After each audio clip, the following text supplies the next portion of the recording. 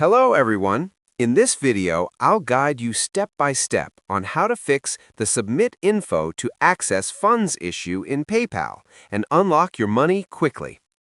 First, this message usually appears when PayPal needs more information to verify your identity or confirm your account activity.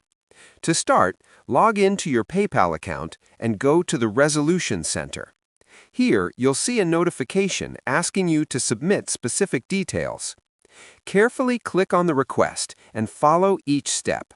You may be asked to upload a government-issued ID, proof of address like a utility bill, or details about recent transactions.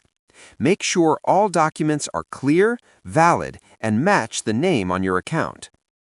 Next, double-check that your information is accurate before submitting. Even small mistakes like mismatched names or blurry images can cause delays or rejection. After submitting, wait for PayPal to review your information. This usually takes a few hours to a couple of days. Avoid making multiple submissions during this time.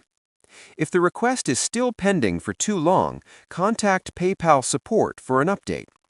And that's how you can fix this issue and regain access to your funds. Subscribe the channel for more videos.